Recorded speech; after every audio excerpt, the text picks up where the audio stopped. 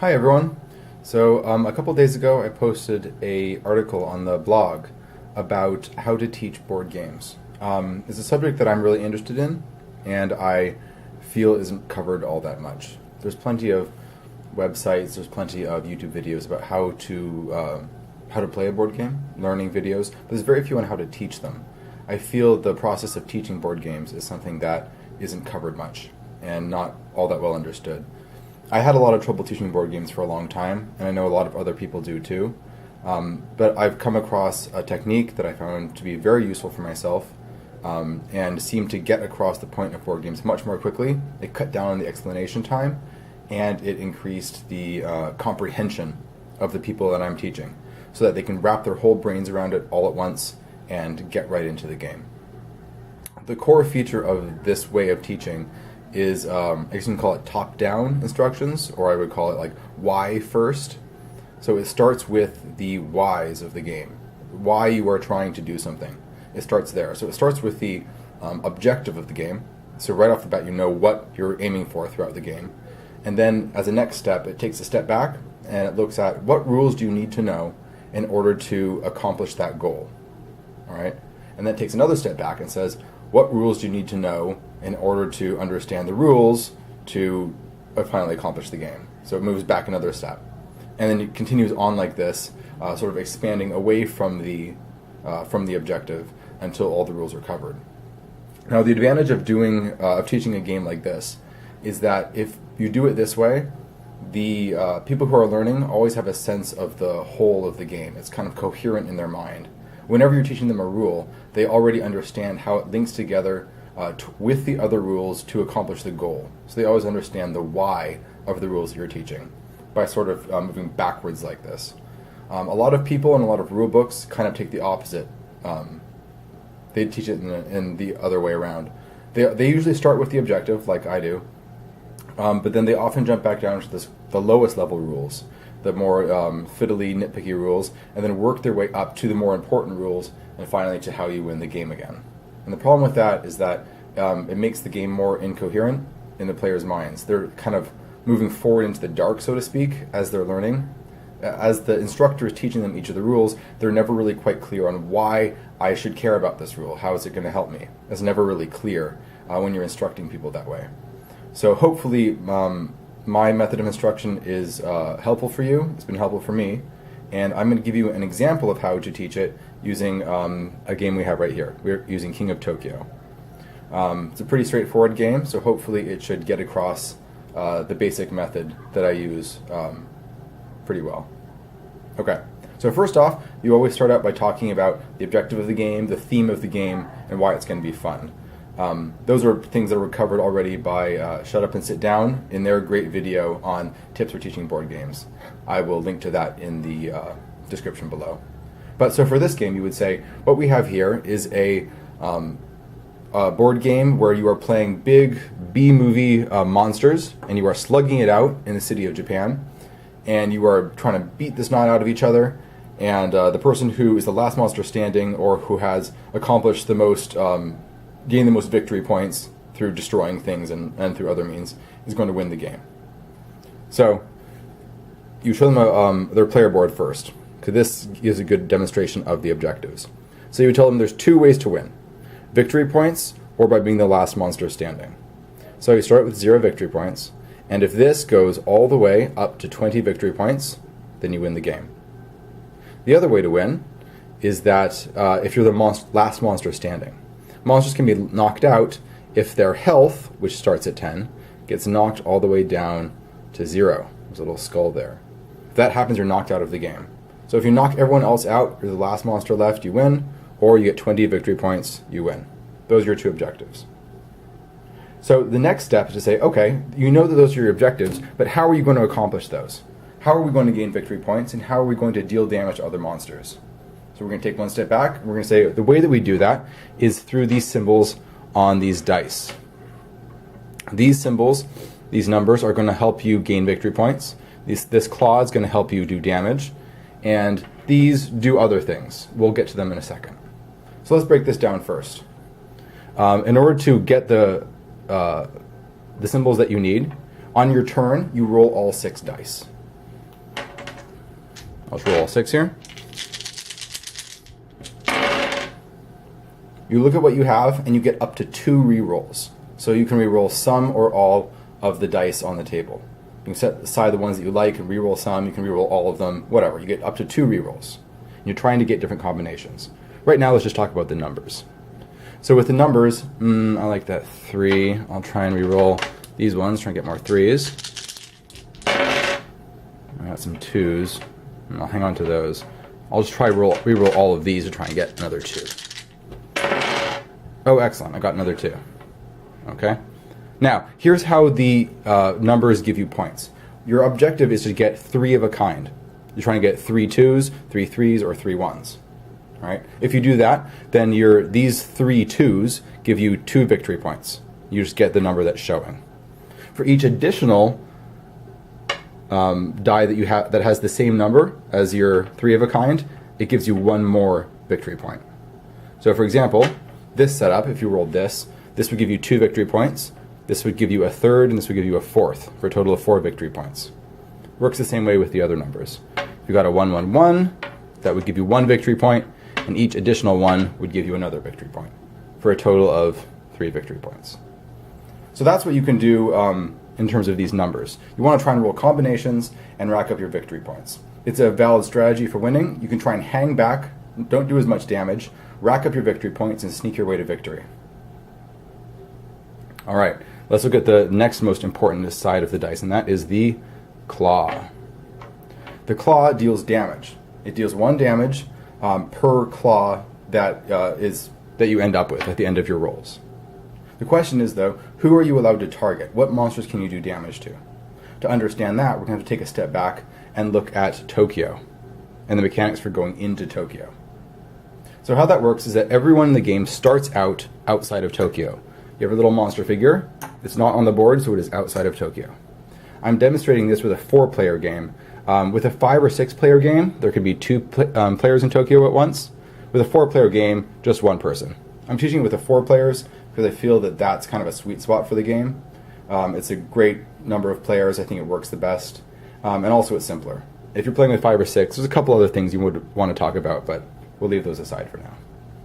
So everyone starts out outside of Tokyo. The first person to roll a claw, at least 1 claw, and be stuck with it at the end of their rolls is going to have to go into Tokyo. Right, then it'll be the end of their turn. From then on, the turn would move over to Gigazor over here. He would roll his dice, and after his 2 rerolls, any claws that he had would be dealt to the king. Damage rolled by monsters not in Tokyo do the damage to the monsters that are in Tokyo. So damage outside affects the monsters in Tokyo. Whenever monsters in Tokyo roll damage, it is applied to all monsters outside of Tokyo simultaneously. So for example, if it went around to the king's turn, and he rolled 2 claws, he would do 2 damage to everyone who was not in Tokyo. One other thing is that when you enter Tokyo, you immediately get a victory point for going in.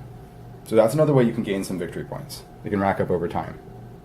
Secondly, if you manage to survive all the rounds of the other monsters who may be doing damage to you, and you end up starting your turn and you're still in Tokyo, you can gain 2 more victory points every time you last a full round all the way around. So when we talk about surviving and lasting a whole round, that obviously means you haven't died from other attacks, but also that you haven't retreated.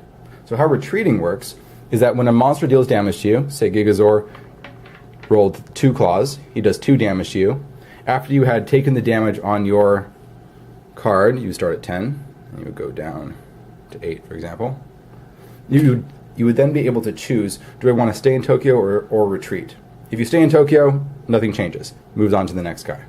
If you decide to retreat, then after you've taken your damage, you can just say, I retreat from Tokyo, and Gigazor, the person who attacked you, would be forced to replace you in Tokyo. You can only retreat when someone actually deals damage to you. But after you take the damage, you can retreat and force them in. Of course, as he went in, he would also gain a victory point. That happens every time you go in. So as the turns go around, monsters will be dealing damage with you. You have to make tactical decisions about whether you want to stay in there and hang on until your turn comes around, so that you can do the mass damage to everyone and get some extra victory points, or whether you don't really want to hang out in Tokyo, you just want to retreat and lick your wounds and deal some damage to the guy who's forced in your place. So there's the decisions being made there. The last thing about Tokyo is that you are not allowed to use heart symbols. So let's go over and talk about heart symbols. For each heart that you roll, you heal 1 damage. It's pretty straightforward. So if I rolled 3 hearts, I would heal 3 damage up. My hit points would rise. Now normally my hit points are capped at 10. I can't get more than 10 hit points.